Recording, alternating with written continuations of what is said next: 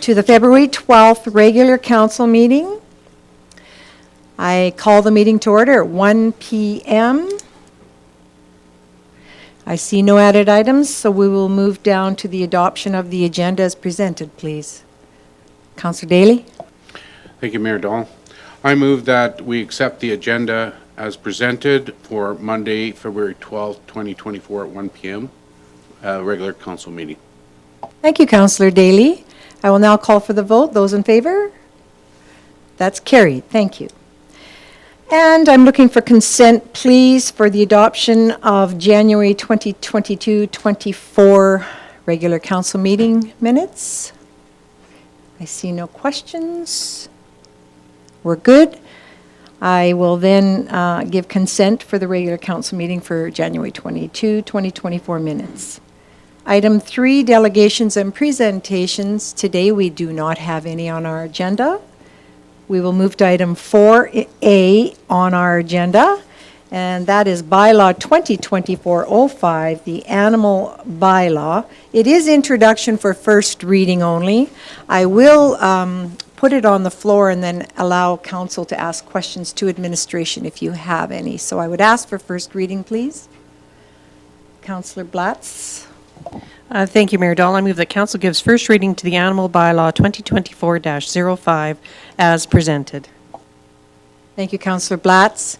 And now I would look, I'll leave it for our CAO Williams to speak to. Thank you, Mayor Dahl.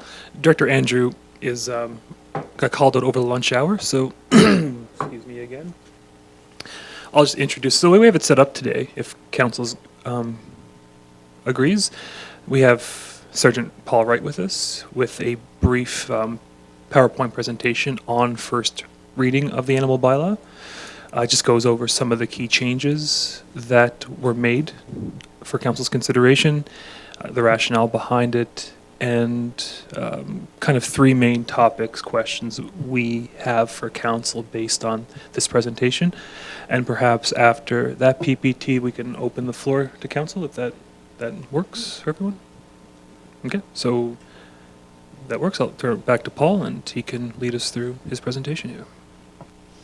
Sure. So similar to the kind of traffic bylaw, I'll just scroll on the next page for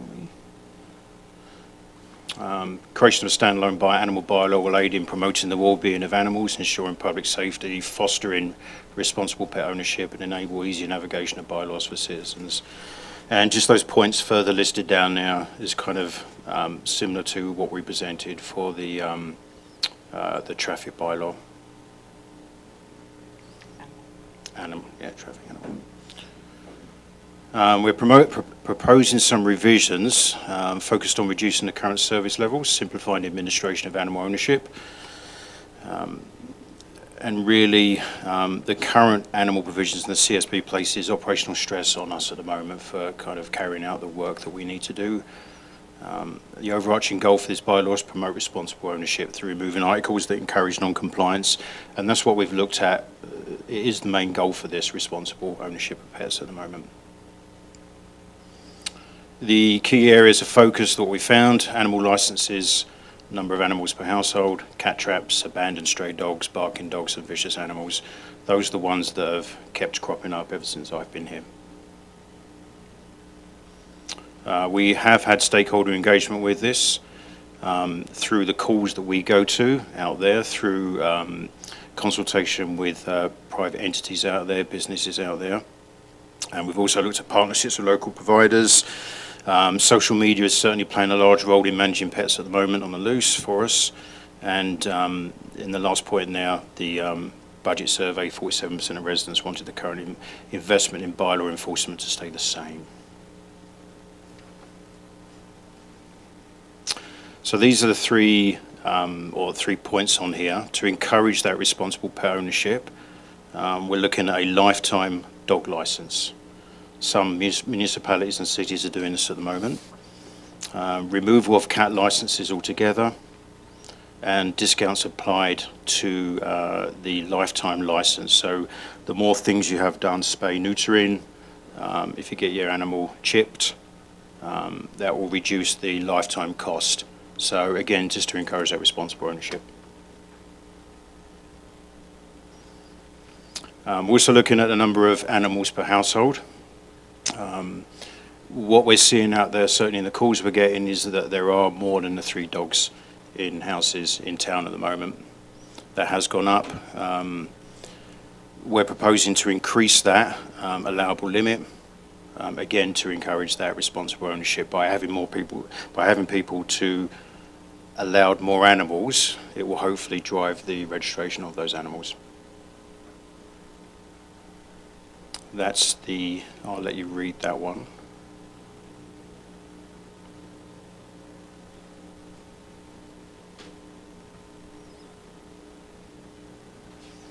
So really, kind of the takeaway from that one is that we would look to grandfather the current licenses that are out there at the moment. So anybody who has an animal that's registered at the moment, gets grandfathered in for life.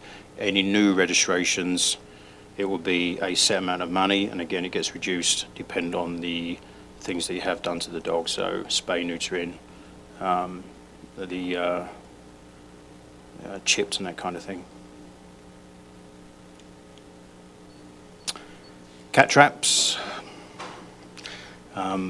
We used to give out cat traps for people that had cats that are in their back garden. The problem we've had with that is that once somebody captures a cat, then the town's kind of responsible for what happens to that cat if we can't repatriate it with its owner. And there are some issues at the moment, certainly province-wide and probably Canada-wide with fostering animals.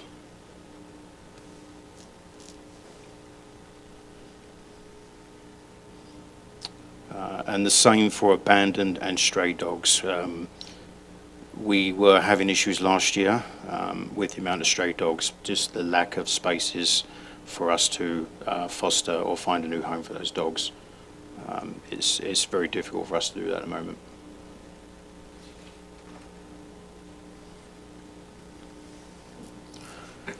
Barking dogs. Currently, what we've been doing is we issue a bark log out to a complainant for it. They complete it. If the matter goes to court, we need that complainant to actually attend court, give evidence. So, and again, like there, to codify the recent process into bylaw. And really, if we don't have a witness that's willing to go to court, we can't prosecute that matter.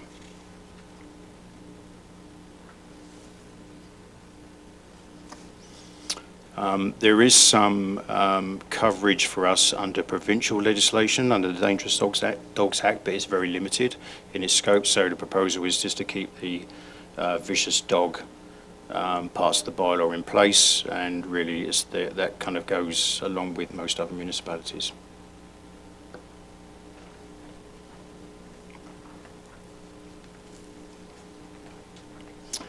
And I suppose there's the 3 points for council there.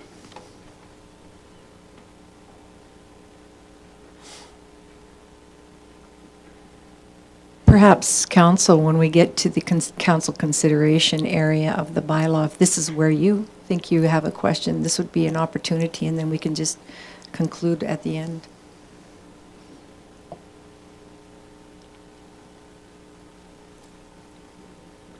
I think that's the last slide. I think that's the last slide, ma'am. Last slide, then. It's your opportunity now. Start with Councillor Blatz. Thank you, Mayor Dahl, and I really, first of all, want to say I'm very pleased with this presentation and how it's come forward to council. I like the formatting of both the bylaw and of the slideshow that we've had today. And again, this bylaw will be a working document and will evolve as time goes on.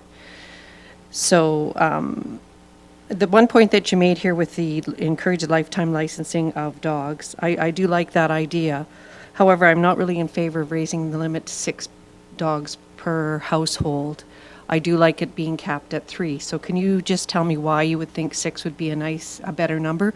And my concerns with raising it to 6 would be that, we already have issues with barking dogs and people complaining.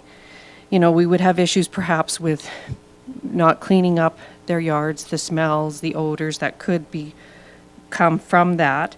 And also the care and well-being of dogs, if there's that many dogs within a household. So I would just like to know what was the justification behind raising that number to 6.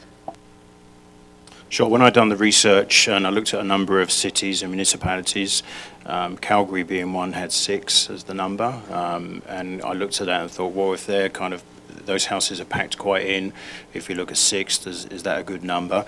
I'm certainly not tied to 6, and if council says 5 or 4 is a number, but I looked at 6 and thought that we have a lot of larger families within households in town. Those are increasing. The pet ownership is increasing as a method for that kind of mental health help that people need. And we have seen a number of calls when we've gone out there where 6 and above is not uncommon now. Again, I'm not wedded fully to 6. If council says 5 or 4, that was kind of the number I found in some of the research out there. One supplemental, and then Councillor Ryan. Oh, and thank you for that information. So,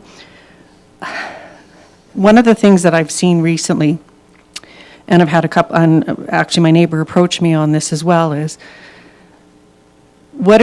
is there any avenue for individuals who are dog owners, and let's say you do have 6 dogs and you've got people who are complaining, and often neighbors won't either go to their neighbor and make the complaint face to face. They'd rather try to come to us or to someone else. But what do you do with those situations where there's been 3 incidents in the last probably month where people have tried to poison a dog? What avenue do those folks have to come back? The most recent was last week where someone threw rat poisoning in grapes over the fence and tried to poison someone's family pet. So what avenues do those people have? And that would be another concern to raising that number so high. Would we see more of this increased type of behavior towards an animal? So I think I saw that actually on Facebook myself, but that matter hasn't been reported to us. So I would say the best course of action is just report it to municipal enforcement, and we can start an investigation on that side of things. Will you see an increase of calls with more dogs in house? It's possible, but by the same token, part of that responsible ownership is if you're looking after 3 and you want to look after 4, you have to be responsible for 4 as well as 3. We might see a rise in complaints. In all honesty, that I don't know until we bring that additional number in. But really, if those calls are out there for poisoning or those complaints, we still encourage people to contact municipal enforcement. We don't know about it until we hear about it, basically. Thank you for bringing that to our attention. I agree. If we don't hear anything about it, then how can we help? Councillor Ryan? Thank you very much, Mayor Dahl. And I have similar concerns as Councillor Blatz. I have very serious concern about the numbers of dogs allowed in a house. I think being a dog owner for many, many, many years and having people beside me that have had multiple dogs, you're creating a situation where you are going to have complaints about noise, smell, unsightly properties, the health and care and welfare of those animals. I understand having 6 dogs. If you are breeding dogs and you have young pups in the house, that's fine. But I think you need to limit that up to 6 months old or 12 months old, and then they have to have those dogs out of the house. I just think we don't have the property. If we had an acreage, yeah, that's great. But with the smaller lots, I just don't think that there's enough room to have 6 dogs or even 6 cats in a house. I just think that number is unruly, and I don't understand why the city of Calgary would do that. Their lots are even smaller. So that is a major concern, as well as when we take a look at the 6 dogs in the off-leash area. Those dogs are running around. You don't have control over 6 dogs when they're off-leash, unless they've been incredibly well-trained. I don't think one person can control 6 dogs in an off-leash area. That's my opinion as a dog owner for many, many, many years. Thank you. Thank you for that. That keeping of dogs and cats in Section 60 does speak to that in the bylaws. Basically states that no person shall keep or harbor more than 6 dogs or 6 cats on their premises, and it doesn't apply to dogs that are puppies for 6 months, that are 6 months. But thank you for sharing that. That's good for the viewers. Any other comments? Okay, we'll go to Deputy Mayor Wilson and back to Councillor Ryan after. Thank you, Mayor Dahl. If I may, I'd take the conversation down a slightly different path, and that relates to abandoned dogs. And I'm just wondering, you know, you read quite often, you hear in the news, shelters are overflowing, there's no space. What is the out-of-the-box solution? And in the area of spaying and neutering, does the public service announcements, education, have we reached out to veterinary clinics to see about them offering discounted services for pet owners to have that done, those services done? So just kind of wondering, you know, abandoned pets are a huge issue. What is the solution? There's no easy solution to that problem, unfortunately. We last year went as far as Brooks, I believe, and past Red Deer looking for space. We tried, I think, about 16 different animal shelters, and we're either drawing a complete blank on space available, or we're put on a 6-month waiting list, which then means that we have to house the animal for 6 months. And obviously we don't have facilities to do that. In the past, really by hook or by crook, we've managed to accomplish that task. Is this we come to a complete, definite stop last year with that matter. We do have scope within our budget, and we offer a program to assist people with spay and neutering of animals. Obviously, with the dogs, it is more expensive. And then if we take a dog in that's been abandoned in town, those costs can ramp up very quickly, because invariably we have to put that dog through a vet first, get its shots, get it all fixed before we're then sending it on to a shelter. So that money can go up exponentially. For that comment, and before we move to Deputy Mayor, we'll go with CEO Williams, please. Thanks, Mayor. I'll just add to Officer Wright's comments there. So besides the cost and time consuming that we've seen stray dogs, abandoned animals, etc. cause, this also relates potentially, how council goes, to the maximum number of dogs permitted. That if we're asking people to, say, foster dogs that we pick up, it's probably going to be fostered by people who already own dogs. So those two issues can also interrelate. So just for council to be cognizant of that. Thank you for that update, Deputy Wilson. You're good? Okay, back to Councillor Ryan, and then Councillor Cummings has a comment. Thank you, Mayor Dahl. And just to speak to that comment from CEO Williams, I think that's great that we have fostering. I'd love to see a list of all the people who would welcome a foster dog, and maybe every time we see a stray dog, we can contact those people on the foster list and have that available. But in that case, we could identify those homes as saying they are fostering dogs and make a special consideration for that, rather than having a whole town wide having 6 dogs. I just think that number, or 6 cats, I just think that number is just unruly to me. My question would be on the lifetime license. I don't have a big problem with it. Where I see a concern would be if you move into town and you have a dog that's 12 years old, you're paying a lifetime license for a 12-year-old dog. The same amount of license fee would be for a 12-month-old dog. I'm not sure how that equates. So maybe could somebody explain how the rate would go? Would it be lower as the dog gets older, or are we just saying this is a lifetime fee and this is a one-time $200 fee? How would we arrange that? I think to try and sit there and kind of decide on the age of a dog and how it applies to each species would be kind of time consuming for us. I would say personally we stick to that lifetime membership or registration for the dog. And when we looked at the kind of costings, I did look across a lot of different municipalities, and it varies wildly from area to area as to how much they charge for some of these things. But at the moment, if it's $25 for a dog per year, and then if we look at say $400 for a dog, if you take off $100 for your spay and neuter, $100 off for your chip in, and $100 off for your shots, you're down to $100. So really, that's not that much more money. It's just 4 more years of that dog. So I think that it's just the administration of trying to decide, where do we draw the cut-off age for the dog? How do we prove it's that old? Would probably be more burdensome than just the straight lifetime fee. Supplemental, then, Mayor Dahl, thank you very much, because it doesn't say in here how you would look at the fee, what the actual cost for the fee is. If you're looking at a $200 fee and you're taking off, X number of dollars for each of those items, and that's one thing, it's probably doable. But, if somebody came in and they had to pay a $400 fee for a 12 or 14-year-old dog, I would suspect that they wouldn't want to go and do that.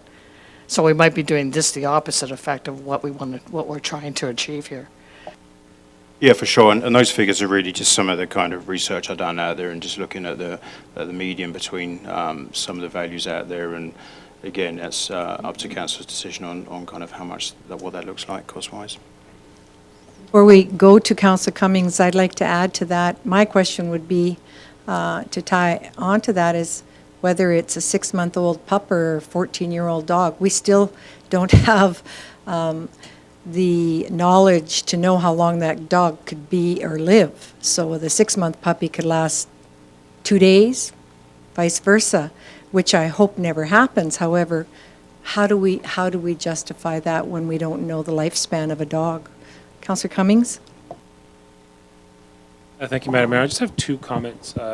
The first one about the number of animals in a house. I think that if the bylaws encompassing enough on, there's a section in there about waste in the yard and the neighbors complaining, that's an issue. If there's a health issue, well, that's Alberta Health Services. They'll get involved. There's all sorts of other regulations about whether or not a household can handle the filth or the dirt or whatever. It's up to each household. So 2 cats, 6 cats, 12 cats, I don't care. As long as it fits into all of the rest of the bylaws. There's limiting the number of cats just means that people who want more cats are going to break the bylaw, period. The other issue I have is the 2 sections on cats and dogs and strays and not enforcing or taking care of that situation at all. Because I'm going to read a quote from a report that was done a few years ago on unowned cats. And this is an American study. I can't find a Canadian version of it, but we can relate it as it pertains pretty much exactly the same. Free-ranging cats cause substantially greater wildlife mortality than previously thought and are likely the single greatest source of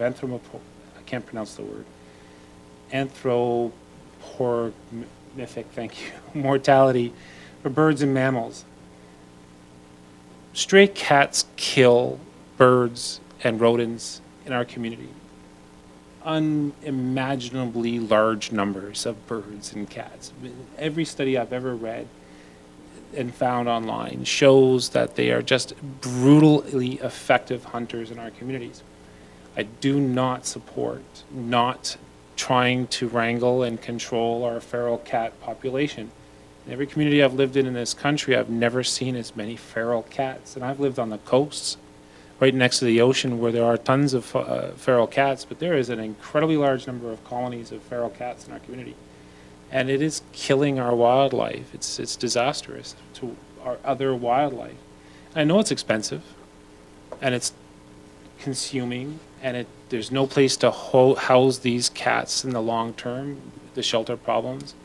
There are other opportunities. There's the catch and release programs that many communities have because there's no place to shelter, no homes for these cats, and that's taking the cats into custody, spadering and neutering them, and then releasing them back into the community.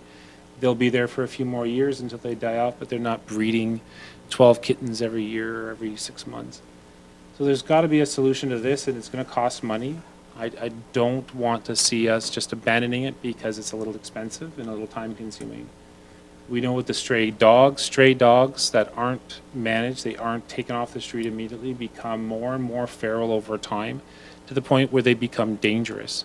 I don't want to see us rampant, dangerous, feral dog packs running through the communities. I mean, that's what happens over time when you don't take into consideration these issues right at the beginning and enforce some sort of solution. I'm not saying the way we've done it in the past is the right solution, but there has to be a way to, in the long term, get these animals under control. And don't encourage simply not, just ignoring it, like this bylaw is insisting. Very good. Are there any other comments to be added? We have first reading on the floor of the bylaw. Yes, Councillor Walsh. Yeah, I really like this bylaw. It's a lot of common sense in it, and I, yeah, kudos for coming up with it.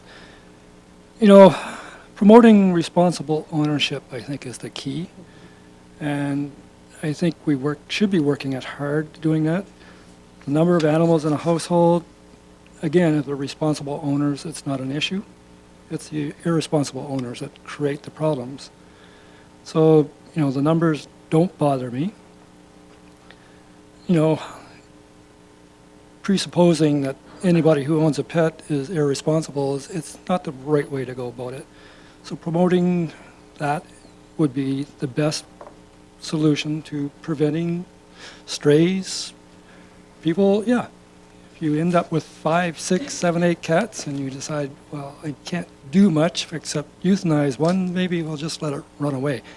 You know, it's not a solution. Councillor Cummings, yeah, feral cats and dogs can be an issue. But again, it's a very expensive proposition to start looking after that. And I would rather see us spend money on promoting responsible ownership. And this bylaw is moving that direction. Why should the community as a whole foot the cost of irresponsible owners? You know, we need a way to hold those people accountable for not looking after an animal that they buy, own, or inherit. I don't, you know, that would be my first avenue of promoting responsible ownership. Thank you very much, Councillor Walsh, and we'll go over to Councillor Daly. Thank you, Mayor Dahl. I would agree with what Councillor Walsh has commented on, and that I agree that this this looks really good, and I agree with a majority of the points that are in here. The 6 dogs, CEO Wilson Williams has covered that with the foster care. That was my concern, that what if somebody had 2 or 3 dogs already and then we were in need of a foster care home to look after this, would that put them over the limit, then discourage them from being a foster care? And that we need those people in our community to help us out. And it all comes down to responsible pet ownership, as Councillor Walsh has said. I'm going to change it a little bit here. I had a question about the urban hen houses and how many of those are existing in our town. Do we have a number on those? And in the bylaw, it actually says that they will be inspected before the licenses are renewed. And I'm just wondering who does the inspecting and if that's being carried out at this point, and if we have good basis on what's happening on that front there as well. As far as the inspection goes, I might have to get back to you on that question, but I did actually run the numbers last week, and so far we have none this year for urban hens at the moment. It's still early in the year, so maybe some more come in, because it's obviously over winter, but so far none, and I believe last year it was very, very limited number that we had. Very good. I think we've had a good discussion around the table. I'll take one more question, Deputy Mayor Wilson, and we'll move forward. Thank you, Mayor Dahl. I just, and maybe I'm getting too much into the weeds, and maybe I should just address this via a separate email, but within the bylaw, we reference sports fields. And I think as being an exclusion for dogs and so on. I'm just wondering to what extent, though, do we want to specify, do we need to specify? Because I would think certainly people can take a dog to Rotary Park in the bleachers, in the seating areas and so on, without fear of being in violation of the bylaw. So I guess my question is, does the bylaw need to be more specific, or a line that says, yeah, sports field, but sports fields excluding designated seating bleacher areas? Because I go to Rotary Park, there are dogs while people are watching great baseball and horseshoes and everything else in soccer. I think when we initially looked at that was because it related to off-leash or close to like the splash park, and bearing in mind it was as a few years old, we obviously had more parks come up and that kind of stuff. Now, if we can certainly look at it from the point of view of allowing people when they're attending sporting events to bring their animals along. I don't think that's not allowed at the moment, but I can certainly double check it. You, CEO Williams? Thank you, Mayor Dahl. Just to touch on Councillor Wilson's comments, I think foggy memory, but I'm pretty sure when we talked about this months ago now, the rationale was not necessarily to restrict the walking trails at Rotary or the bleachers, but the actual sports fields themselves, because people sometimes let their pets run loose in ball diamonds, for example, especially if they're fenced in and whatnot. Then we have excrement issues and all of that. So that's the intention, and we'll look at whether we need to clarify that a bit better, but certainly not to restrict people who bring their dog to watch a baseball game or have a walk. So. Thank you. We have had very good discussion here, and you've taken our points. So I will have council know that I will ask for the vote now. We have Councillor Blatz that gave first reading, so I will now call for the vote. Those in favor? Opposed? That's carried. Thank you. Now we will move on in our agenda to item 5, 5A, and that's page 40 of your agenda, please. And this is our FCSS, Family Community Support Services grants. And I will turn it over to our CEO. Yes, thanks, Mayor Dahl. And for this, Director O'Brien is with us, and she will lead us through this presentation. Yes, Councillor Cummings, you have a question before we get started? Yeah, absolutely. Since I'm on the board of directors of the Special Family Voices, or Olds and District Special Family Voices, and that's a recipient of one of the grants, I'm going to recuse myself from voting on this matter. Thank you, Councillor Cummings. We accept that. And Councillor Daly, do you have a comment? I'm in the same situation as Councillor Cummings, so I'm not sure, but I think I should excuse myself from that section as well. Both Special Family Voices section for both of you? Not that you're getting any income from these, so I don't know why you would want to recuse yourself. However, speaking, I might need, go ahead, Councillor Walsh. No, that was a point of order I was questioning. There is no benefit to voting in this, no personal benefit, so I think they can vote on it. Certainly, it's their own personal choice. Councillor Daly, you would like to Yeah, add I'd to just that? like to thank for direction on that, but I just want to make it known that I'm a board member on the Special Family Voices, so if I was to be excused, I'm excused. If not, I'll certainly participate. Thank you. Gail Williams will complete this. Thanks, Mayor Dahl. And this is my mistake. Councillor Cummings reached out prior to the meeting about this. I was not under the impression that it was a volunteer position or there's some sort of per diem structure. So if there's, Councillor Walsh is correct, if there's no payment involved, then there's no need to recuse yourself unless you feel uncomfortable. Thank the councillors for bringing their information forward, and you do not make a per diem or payment on this, so you're welcome to vote with us. And I'll now move it to Director O'Brien. Yes. Good afternoon, Mayor and Council. I'm pleased to bring you the FCSS report here. We've also got Heather Dixon here, who has historical knowledge of this portfolio if we need historical questions answered. So you have the report before you, and the recommendation is that Council approves the Family Community Support Services grants for 2024. We did have a total of 12 requests that came forward, of which 8 met the FCS regulations 2, 3, and 4 as outlined by the provincial government. As you know, FCS is an 80-20 funding model with municipalities. So that left 4 that did not meet the FCSS criteria. So I'll leave it at that. If you have any questions, I'm here, and so is Heather. Thank you, Director O'Brien. I'll open the floor to council at this time. If you have any questions, Councillor Ryan. Thank you, Mayor Dahl. I just have one question for Director O'Brien, and that is, those 4 that don't qualify, do we send them off to other, perhaps, or guide them in other directions where they could get assistance? Like if they possibly be recipients of Mountain View Power grant at some point, or is there other grants out there that, like, I'm just wondering if we help them out and guide them into other directions, because they obviously don't fit our criteria for FCSS, but they might fit others.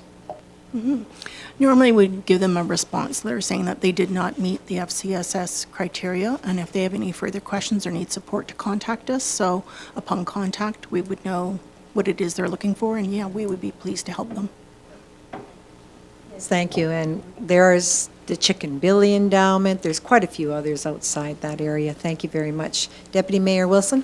Thank you, Mayor Dahl. I have two quick, short, snappy questions, either for Director O'Brien or for the CAO. And one is, remind me, because I'm sure you've told me before, is this a single intake for these grants at this point in time? Because I know when I looked at last year's, we had about 110,000 go out. This year we have 55. You talked about the number of requests versus the number that have been approved. Is this a single one-shot deal, either now or never?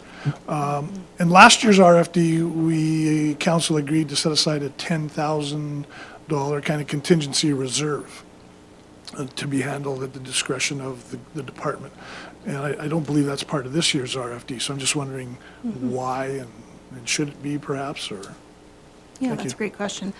Yeah, so the funding change, I think last year it was at 110,000. This year we have 56,000. It is one intake period. The reason for that is that I think if you remember back to, I wasn't here, but Heather's filled me in on this, that when you approved the CCC for its opening, it was made very clear to council at that time that there wouldn't be as much external funding available, and that this year is reflecting that. And I think you are correct that there was a $10,000 contingency that council had provided.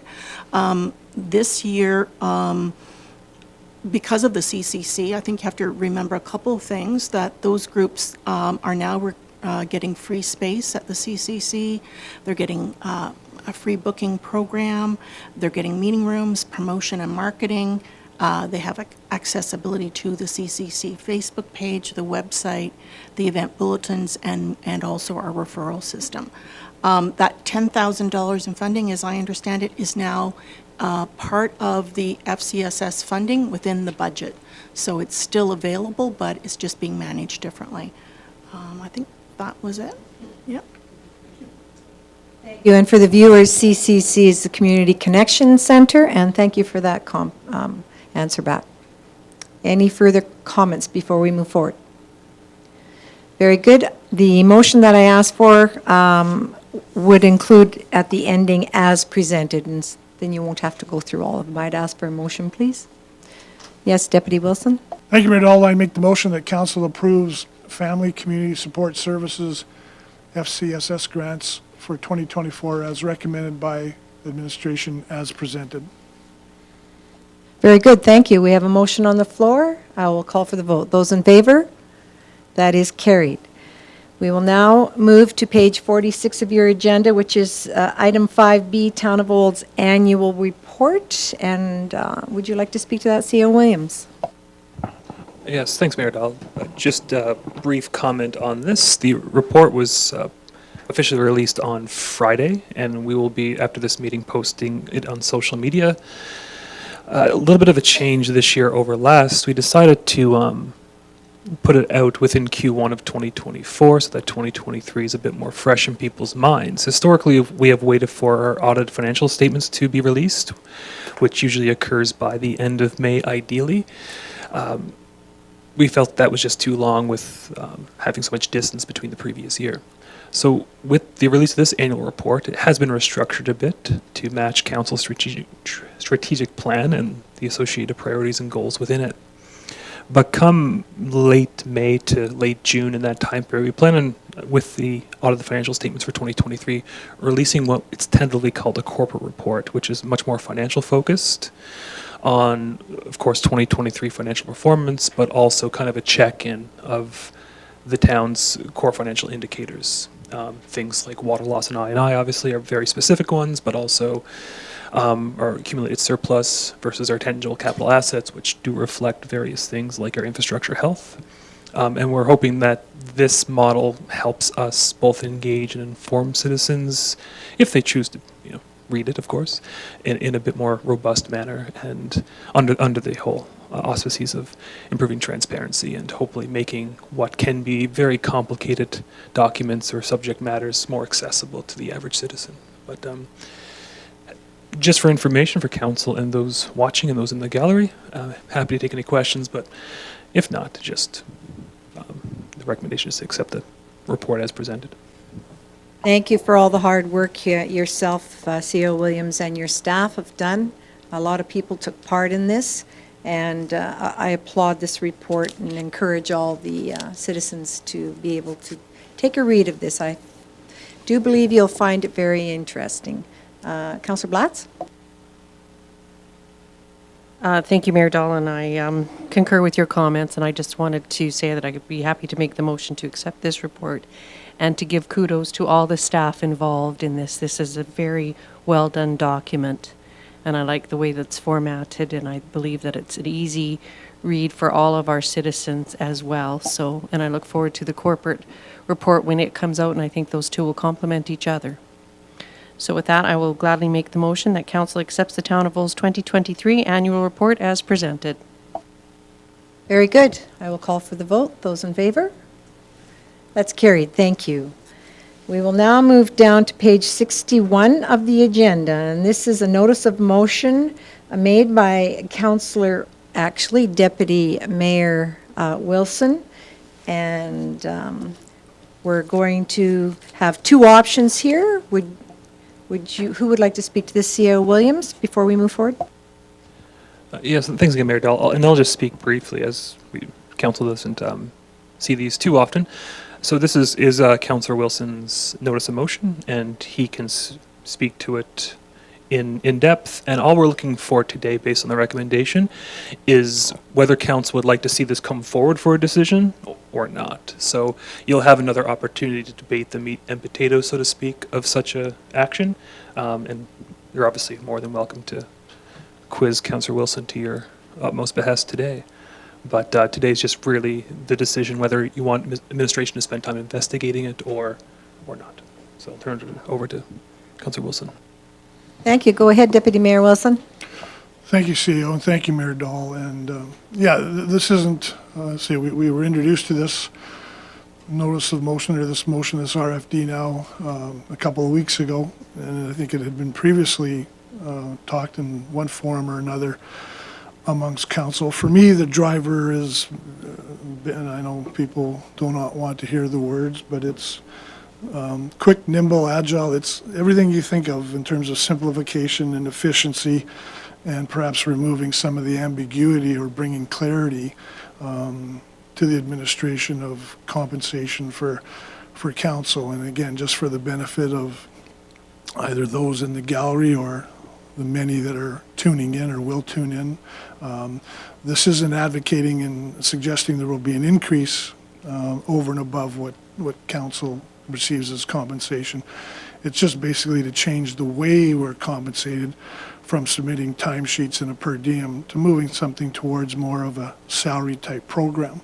And before I let other council members talk to it, I do have, I guess, a question for the CAO or for administration, and that is, again, in this day and age where we are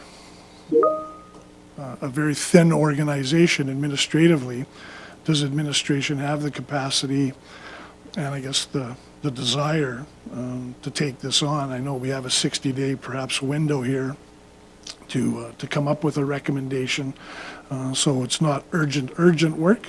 But my simple question is, does administration have the capacity and the desire to move something like this?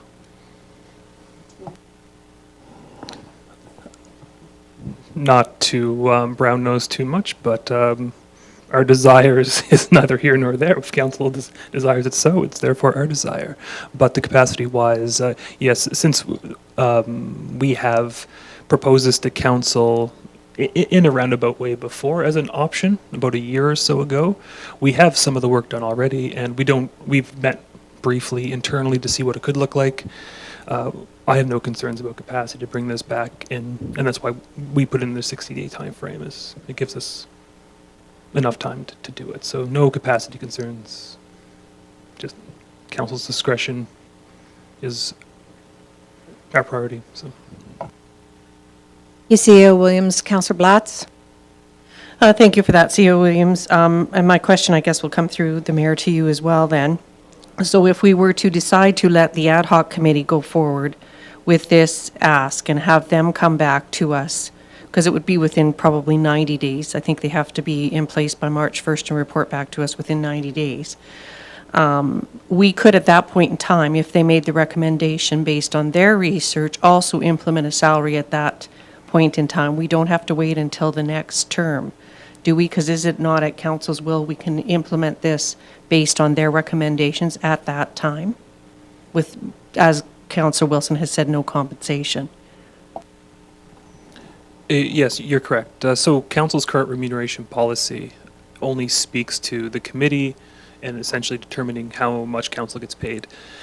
It doesn't speak to the manner in which you get paid. So nothing in what we've received from Councillor Wilson for this notice of motion speaks to a salary changing. So there would be no additional financial implications for councillors' budgets.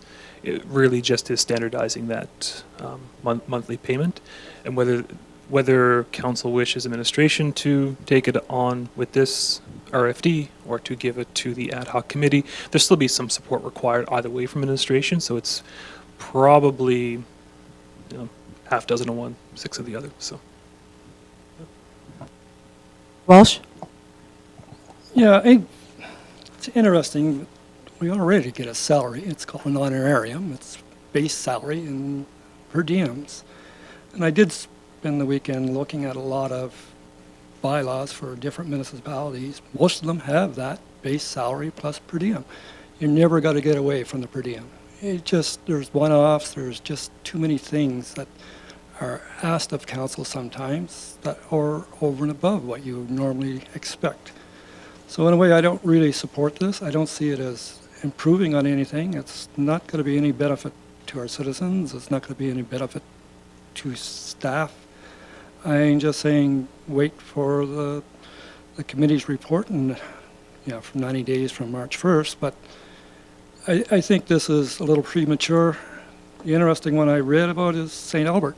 They're on a salary. They're arguing for per diem now because they want to go full-time salary and they want per diems in the interim. So councils are never satisfied. So I really don't think we need to send this to administration. Wait for the committee for remuneration to do their work and ask them. Thank you, Councillor Walsh. Councillor Ryan? Well, thank you very much, Mayor Dolan. I understand where Councillor Wilson is coming from with regards to this. However, I'm concerned about circumventing the responsibility that we give to the committee of residents who are going to be looking at council remuneration. And certainly, I wouldn't want to make that decision without their input. I think that one of the reasons why we put them in place is for them to look at things like this. And while I appreciate all the work and all the comments that CEO Williams has put into looking into the salary, I do think it would be good for the committee to have a final look-see and have a final say as to whether or not that's the right way to go, or whether we continue along the same way we always have. So I'm not in support of going to directing the CEO to do it. I do think the committee should be responsible. We're only talking about a 30-day difference, so it's not that big a deal. Thank you. Thank you, Councillor Ryan. Councillor Daly? Thank you, Mayor Dole.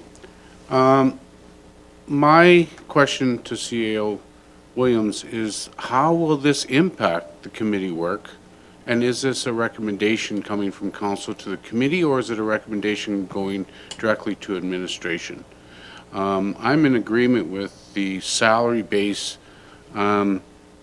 formula or whatever they come up with. I believe that their work is going to be valuable to council, and I believe that this is something that could work into that, but I'm just wondering how this would impact their work, and could we actually give them a recommendation to work towards this? Yeah, quick question, Councillor Daly. I believe as it stands right now, it wouldn't affect their work because they generally don't unilaterally decide to focus on the manner in which council gets paid. It's more of a comparative exercise to ensure that council's base salary and per diem structure matches those of like-sized communities. But if council wishes to task the committee with, providing a recommendation on the method, sort of salary method, for example, that certainly can happen. So. We could get you to direct that. Go through. Okay. Councillor Cummings? Thank you, Madam Mayor. So prior to being elected to council, I sat on the ad hoc committee for council remuneration. And I agree with you, the CIO there, that the committee's responsibilities are to determine the amount council gets remunerated, not the methodology in which they get remunerated. If we ask them to, they may. But that's really something administration should present to us as options one way or the other. I also agree with Councillor Walsh's interpretation. I've done a lot of research in a lot of communities, and the extreme majority maintain the ad hoc or the per diem pay scale with a base salary. They may call it an honorarium, they may call it a base salary, they may have different terminology, but the structure is extremely similar. I am curious to see what administration could come back with a salary along with a detailed policy or procedure in place for expensing. We do have a very simple expense report per process now because we have the per diem to expense those odd things that happen here and there. And so long as we have within the policy, the pay policy, some sort of procedure or policy enacted for those one-offs and oddities that are very outside the norm of a salary pay system, I can see it working. But that would have to be extremely robust in its process to account for the fluidity of the per diem process. Per diem process is an extremely flexible payment system because it allows for individual counselors to work at different rates and different, sorry, not rates, that's a dollar amount, at different volumes, we'll say, depending on their willingness to participate in different activities throughout the year. So that flexibility can be lost in a salary pay system and be damaged in a salary pay system. So I'm not adverse to asking administration to do this. I'll vote yes for this, but I would insist that some sort of extremely detailed process comes back on the options available for council to be remunerated for those things that are outside of a normal day-to-day activity, and then what is normal day-to-day. We still have discussions all the time about what is per diem, what is honorarium, what should be, what shouldn't be, and it's confusing to the best of us. So I think that whatever policy comes out of this has to be extremely robust to account for those one-offs and oddities. Thank you. Deputy Mayor Wilson? Thank you, Mayor Dahl. My final comment would be, and Councillor Cummings touched on a bit, whether you use the word confusing or ambiguous. I think a salary program would hopefully eliminate both of those in terms of the confusion. What is claimable or chargeable or recoverable, however you want to debate it or discuss it or name it. Whether an event is held by a partner, what is a partner? Can we recover? Is it on an hourly basis? Is it on a per event basis? So it seemed to me there certainly are advantages from an efficiency perspective and a streamlining perspective to go that route.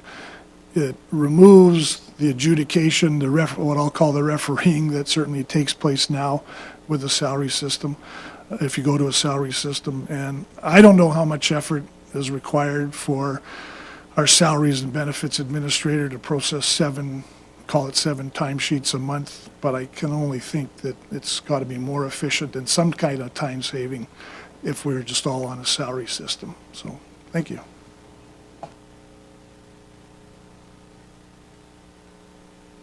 Okay.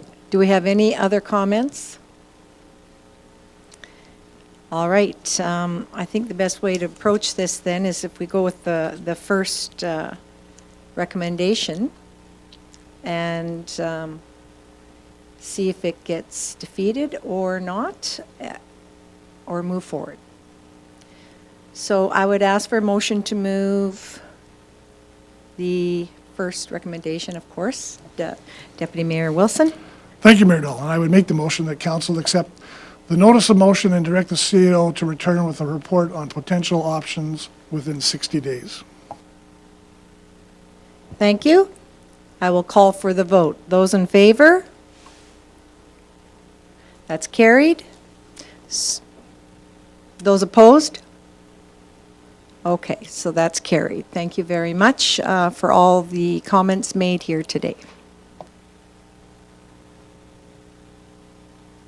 Moving on to item 5D, please, page 62. And this is the Rotary Athletic Park of Olds dirt jump track that we've received a presentation on. And I'll start with CAO Williams. Thanks, Mayor Dahl. This one is a bit unique. I didn't know exactly how to phrase it, so hopefully the recommendation isn't too clumsy. But I'll explain briefly. So the presentation for the dirt jump track a few weeks ago, council received. Still, obviously, a lot of questions to answer. I don't want, and by chief administrative officer, of course, we mean broader administration. I don't want to spend too much time on this idea unless council's in favor of me spending time on this idea. I think why I brought this forward is for that reason, but also we had a group of volunteers come forward to the town, something we're always eager to try to embrace and show interest to. I don't believe there's much work required in this early phase, which I see as the background lists more of engagement and research on costs and Rotary Park itself. Obviously, talking with the Rotary Club would be one of those things also. But I just want to make sure that we're on the same page, that council obviously received that presentation for information. We're not sure of its feasibility, but administration would like to explore that further with council's blessing. Thank you, Councillor Daly. Thank you, Mayor Dahl, and I appreciate comments from CEO, because I was kind of left wondering what was the next step after the presentation at the last council meeting. And my question to you would be, what type of time commitment are you looking at that would be part and parcel of your responsibility as well as the staff of town, being that this is brought forward by a volunteer organization? Yeah, fair question. I don't have a firm estimate. What I see is the bigger piece right now. Obviously, in fact, I think I got an email over the weekend from the group just about other costs of other dirt jump tracks. That they'll do a lot of that logistical legwork. The bigger concern for administration is Rotary Park itself. Obviously, we have the footprint there, but is that footprint suitable? It is next to a water body, of course, with the creek. And so we would have to spend, if I call it a cumulative, 10 to 15 hours just researching essentially the, can we actually put the clay in that space? Is the substructure worthwhile? And then the engagement side, obviously Rotary Club being the name partner on the creek, and they have their tree programs adjacent to there. I want to make sure that everyone is on the same page as well. So I would say 10 to 15 hours, and we would report back to council by June 30th. So within now and June 30th, yeah, I would be comfortable, hopefully not lying to you, 10 to 15 hours. So. CEO Williams, Councillor Ryan. Thank you, Mayor Dahl. And I would ask the CEO, would it be better to word the motion to direct administration as opposed to just yourself? Because it sounds to me like we would need to have more than just yourself involved here. Engineering sounds to me like we would need to have that going in, and perhaps Director O'Brien would need to be involved over in her area or in the parks area as well. So would that be a better wording of the motion? Yeah. Yeah. True. And this is more of since I wrote it, it's more of my default. But honestly, it doesn't matter to me. The CAO is, as far as council, I guess, is all 70 of us. So, yeah. Deputy Wilson, and then back to Councillor Ryan.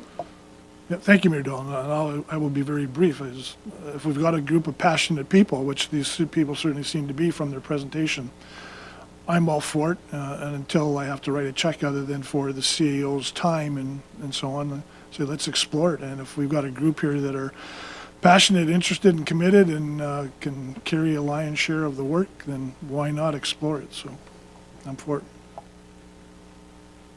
Thank you, Councillor Ryan, and I believe Councillor Blatz, and then Councillor Daly. Well, thank you. I was not at the council meeting where I heard the presentation, but I did read the council package, and it sounded to me like they were very enthusiastic, and certainly I agree with Councillor Wilson about the check writing part. I would hope that it wouldn't cost us anything, except for the time involved, and I would be prepared to make a motion if you're willing to put that on the floor or table, whatever. Certainly, but I would like to hear from the other councillors first that are in line and waiting. So we'll go with Councillor Blatz and then Councillor Daly. Thank you, Mayor Dolan. I think as it stands today, I can certainly support this. I did speak with 2 of the volunteers over the weekend who were here and made a presentation, and they are a very enthusiastic group of individuals.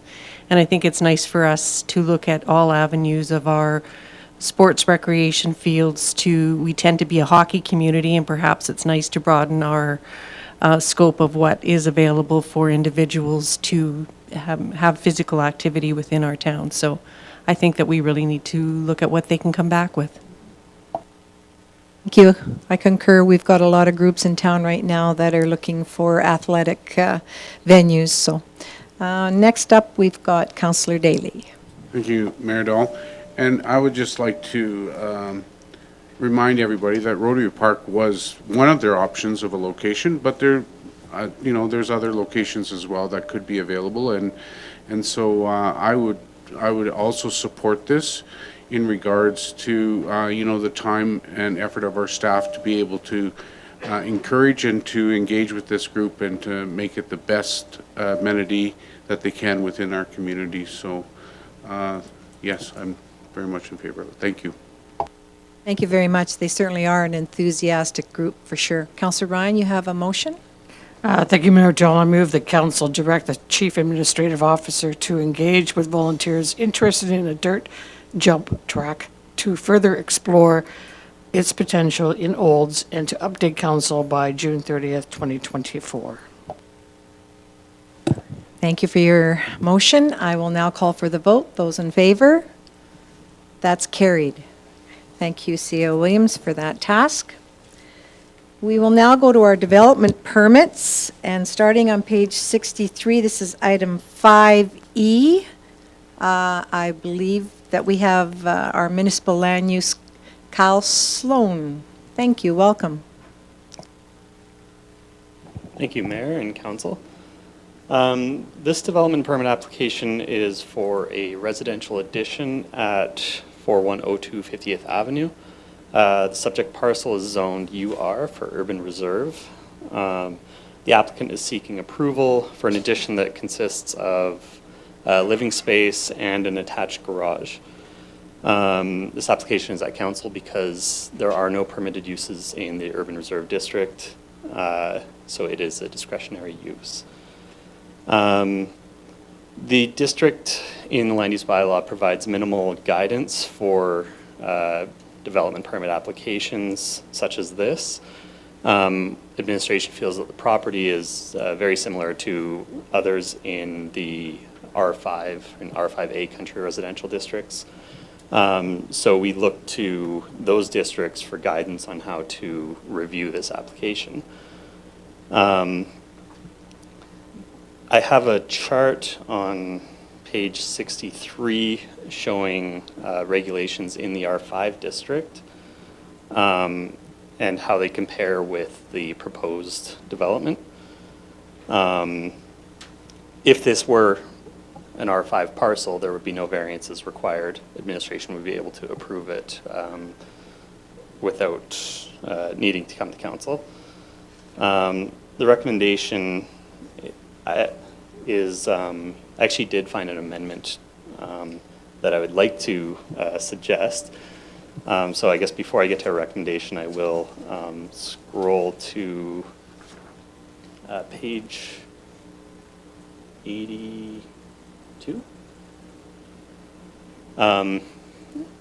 It's handy that I left it highlighted, but because this isn't in the R5 district, the conditions probably shouldn't mention the R5 district. So I did want to amend or suggest an amendment to the second condition, just to remove that reference. So it would read, lot coverage is not to exceed 35%, including all buildings and hard surface driveways. And in the chart earlier, the lot coverage on this is under 10%, so it's well below that.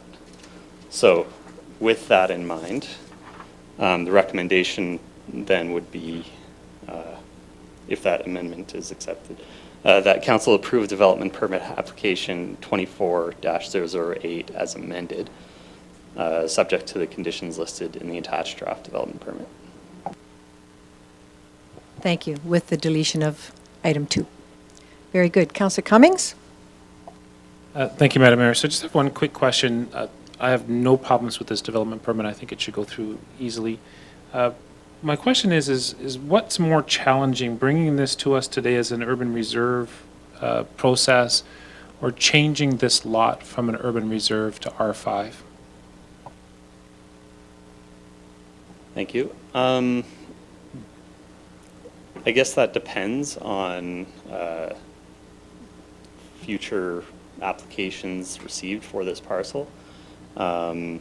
The process to do a land use bylaw amendment to rezone it does require a public hearing, so a couple council meetings and circulation to neighbors, advertisement in the newspaper. So it really does depend on the number of developments that we anticipate seeing in the future. The town can rezone properties without landowners' authorization. We've done that in the past. Usually accompanying area redevelopment plans, such as Uptown, when we rezoned a large portion of that to C1, or for annexations.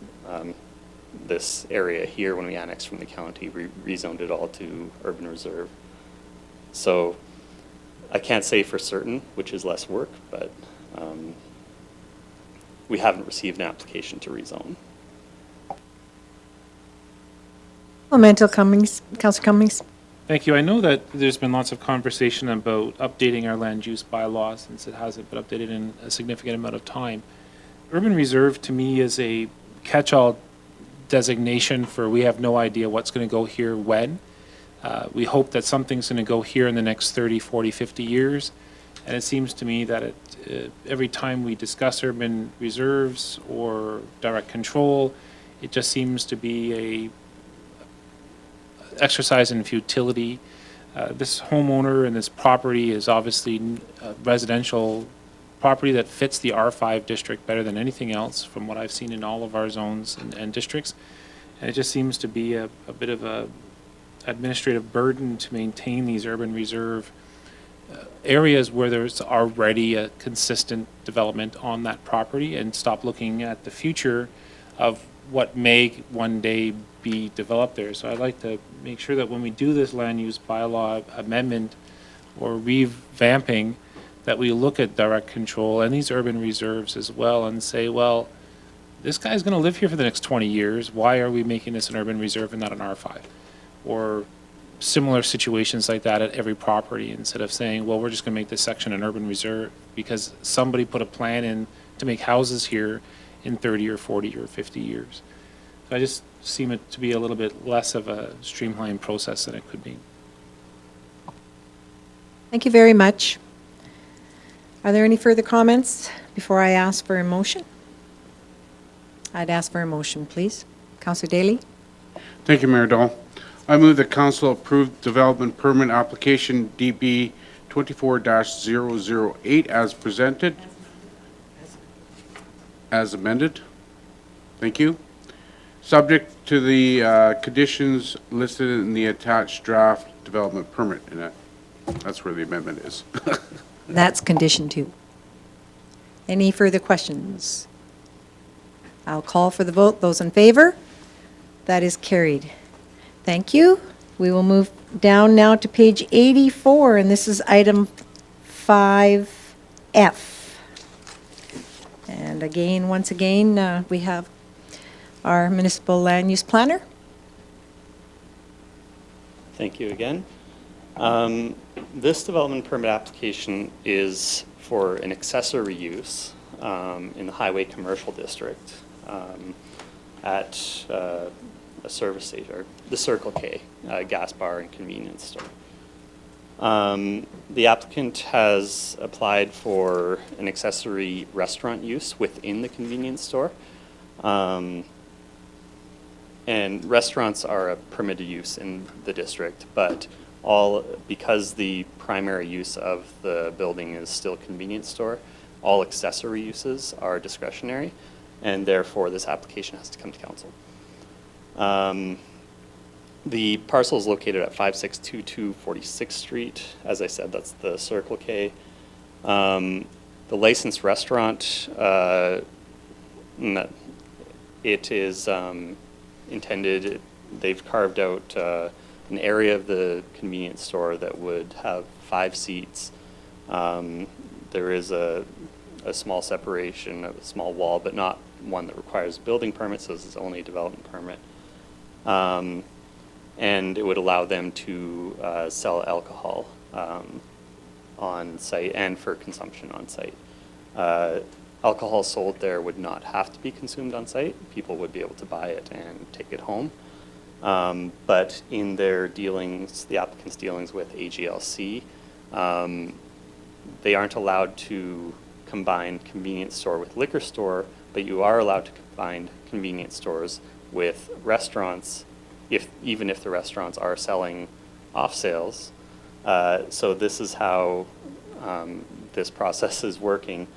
And this is something that they're working with in a number of provinces and throughout Alberta.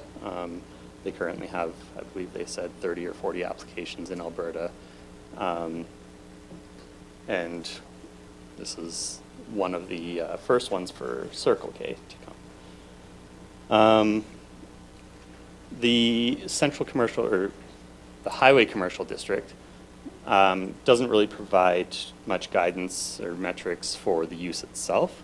Really only, the only numerical guidance the bylaw is providing is in regards to parking. They are showing 21 parking stalls as part of the redevelopment that on the same property for the car wash. They're only required to have 14, so they're exceeding the minimum parking requirements for the bylaw.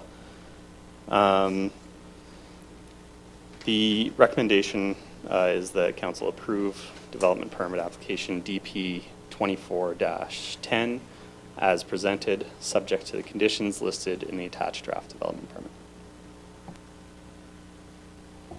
Well, thank you for that. You're basically saying that there is success of the pilot programs that have been done in this form, or this. That's essentially what you're saying to us? I can't speak to the success of them, but yes, there are a number of similar developments that have begun throughout the province and other provinces. I haven't heard anything about, like, from other municipalities on whether or not they're successful. But. Okay. Well, I'm going to open this to council. I think it's very crucial that we determine the use that aligns with our, of course, Town of Old's vision and values, and see what everybody has to say. So go ahead, Councillor Blatz. Thank you, Mayor Dolan, through you to Director Sloan there. But this would really be policed under the AGLC, correct? I mean, we wouldn't have to be concerned as long as they comply with those rules and regulations, because AGLC will shut them down if they don't, correct? Yes, that's correct. I Okay. believe they're going for a Class A liquor license with Right. AGLC. One of the AGLC requirements is that they get municipal approval first Right. before they can go that way. And as you've stated already, there are several, or 30 or 40 applications within the province. Whether any of those have been approved by AGLC yet, it's undetermined by us. But it will be regulated by them. That's what I needed to clarify. Thank you. Councillor Walsh? Yeah, I'm curious if you research other municipalities that have created these bylaws and which direction they go, because the definition of a restaurant, 5 seats, don't meet my definition of a restaurant, but I'm just curious to see what you have come up with. Sorry, what was the question? Well, if AGLC requires a bylaw, there must be other bylaws out there that permit this. So I was curious if you've done the research for the other bylaws. Thank you. So AGLC is not requiring a bylaw to be made for this. This is just for a development permit. Technically, it fits under our definition of a restaurant, although it is accessory to the convenience store. Both of the relevant uses that I see defined in our bylaw that would pertain to this, restaurant and liquor store, are permitted uses in the highway commercial district. So if this were a standalone use, administration would be able to approve it. It's at council because it's accessory to the convenience store. Thank you. Deputy Mayor Wilson? Thank you, Mayor Dahl. Just a question for Development Officer Sloan. So help me understand, maybe it was in the material and I overlooked it. Does this include and apply to both beer and liquor, hard liquor sales, or is the off-sales component simply for beer? Because my understanding from your explanation is I can go into the Circle K, or I would be able to go into the Circle K, take my pizza or my hot dog out of the oven there and have a beer in one of 5 seats, or I could walk in and buy 6-pack of beer or whatever. Does it also include hard liquor sales? Thank you. I asked that question to the applicant, and they confirmed it is beer, wine, seltzers, and spirits. But the spirits are limited in size. They can, I forget the milliliters, but what we call a Mickey, they are allowed to sell. Councillor Cummings? Thank you, Madam Mayor. So I did do a fair bit of research on this one because I thought it was very interesting to see a proposal like this and unique in a way. I've lived in 5 different provinces, and every province has a different way of selling their booze. And this is a very interesting workaround to the rules AGLC and the province have against selling liquor at a convenience store. Let's call it a restaurant. Throw some seats in there, and the business model is to sell liquor out the door, which to me is fine. I don't know why the province isn't looking at that and saying, hey, everybody seems to want to do this, let's just do it. So I'm not going to put an inhibited on this process. We have 13 liquor stores as it is, so if you want liquor in this town, it's super easy to get it. I don't see why we don't. And if anybody really wants to sit down with a Circle K hot dog and a slushie and a beer, I mean, then by all means, go have it. We do have the proper enforcement in this town because we have establishments for drinking all throughout the town, so I'm not worried about enforcement or anything like that. I just think it's really, really interesting how the province isn't dealing with the issue and has left it to municipalities individually to determine whether or not these establishments can exist in their town. But after reading all of the material I could find, I can't find a legitimate reason to say no to this at all. It fits every rule that we have in our land use bylaw and our zonings, and Alberta Gaming and Liquor doesn't seem to have a problem with it, so yay. It's just interesting. Just to add to that, and then we'll go to Councillor Ryan. I concur because, for the reason that we have Section 4 and 5 in the development permit, and 5 clearly states that it can be suspended by, the development permit can be suspended in contravention to the terms and conditions. So I'm comfortable with that, and Councillor Cummings has a good point there. So Councillor Ryan? Thank you very much, Mayor Dolan. I concur with Councillor Cummings on this one. I I too did quite a bit of research and looked at a few videos actually that were on YouTube about it, especially the pilot project that was down in Calgary.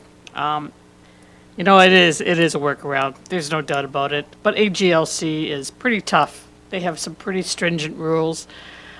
They would have to adhere to them before they got their license, and even the number of seats, they would have to provide a certain number of seats according to the AGLC. So I can't see a reason why we wouldn't approve.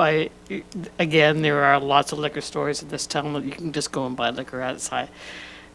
It's just more of a convenience factor for people. They're picking up their milk and their liquor at the same time. So there you go. Deputy Mayor Wilson? Thank you, Mayor Dahl. And further to that, we talk about licensing and the AGLC requirements and so on. I'm not sure if Officer Sloan can speak to it, but I assume, again, as a requirement, and I believe if you go to a restaurant, servers in restaurants have to be ProServe certified. This would be a requirement for Circle K employees, I assume. That's correct. The applicant did inform me. All of their staff that will have access to, so the fridges where the alcohol are locked.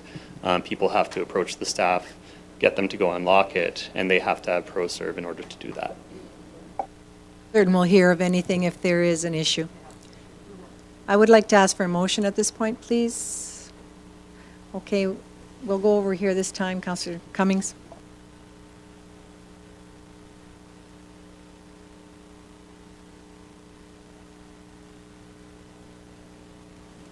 I move that council approve development permit application DP 24-10 as presented, subject to the conditions listed in the attached draft development permit. Thank you, Councillor Cummings. I'll call for the vote. Those in favor? That's carried. Thank you for your presentation with us today. All right, we're going down to item 6, please, and that's 6A, page 91, correspondence and information. May I have a motion on the floor, please, and then we can discuss what we need. Councillor Walsh. Thank you, Mayor. I move that the correspondence and information report ending February 12th, 2024 be received as presented. Very good. Does council have any questions to the correspondence? All right, seeing none, I will call for the vote. Those in favor? That's carried.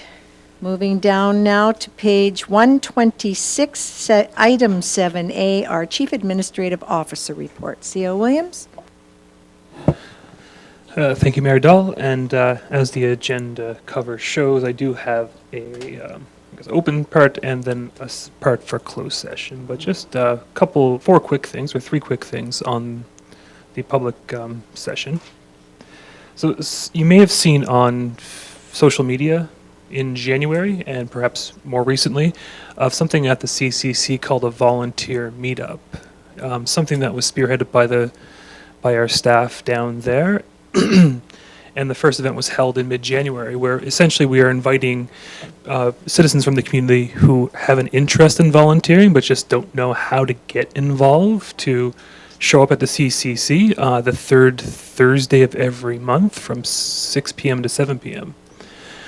And to help with, the conversation and the workload, we've also invited one volunteer group for each of the scheduled meetups. And we have, right now, January through November booked out. So the January 18th meeting was attended by a representative from the Rotary Club.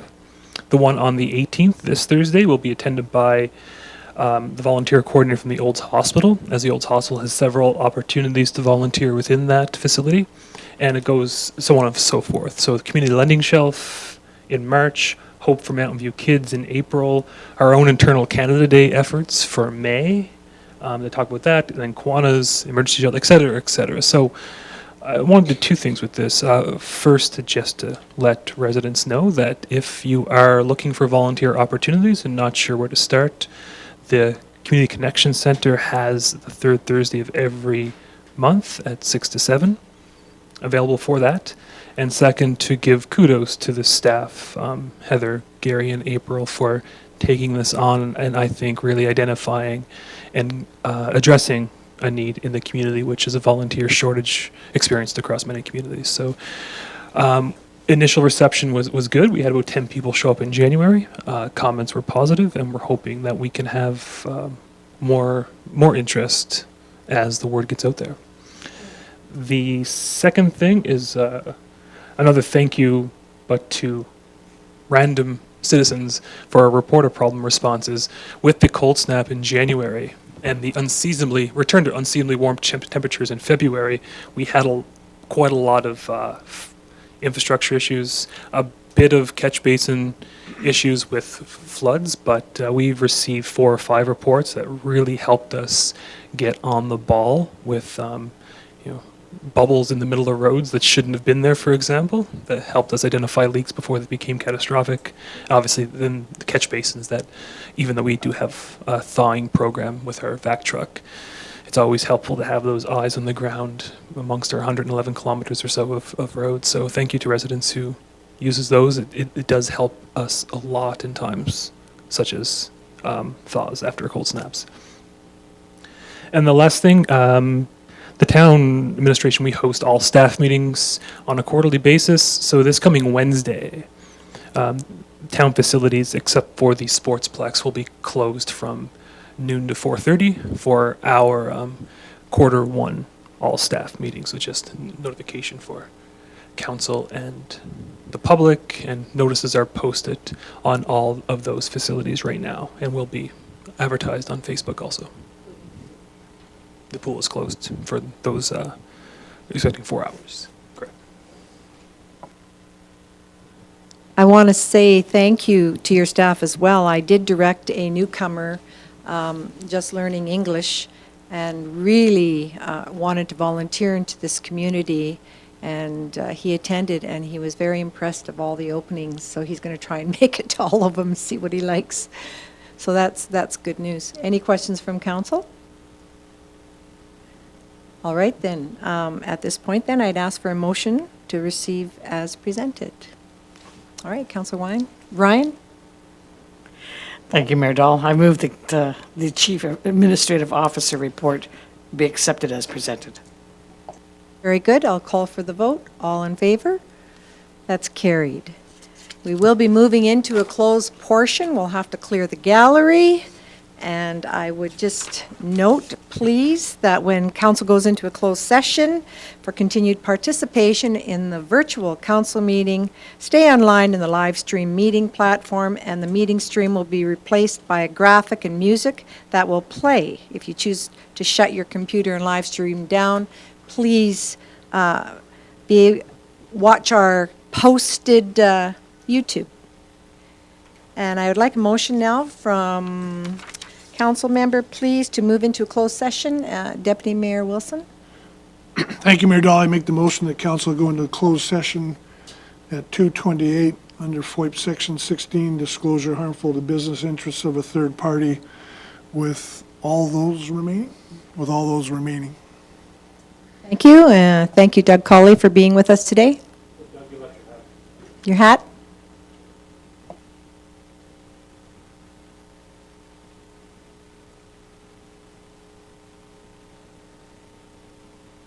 Okay, those in favor? That's carried.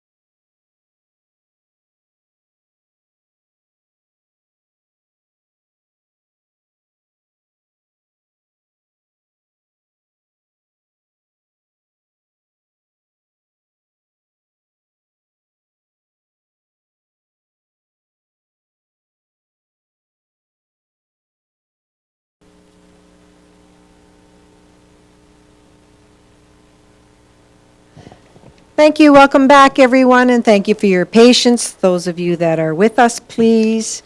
We will now rise and report, and we have a motion, please, from Councillor Cummings. Thank you, Madam Mayor. I move that the council accept for information the CAO report. Thank you, Councillor Cummings. Call for the vote. Those in favor? That's carried. Right now, I will then move that the regular council meeting is closed at 4:02 PM. Adjourned. Thank you.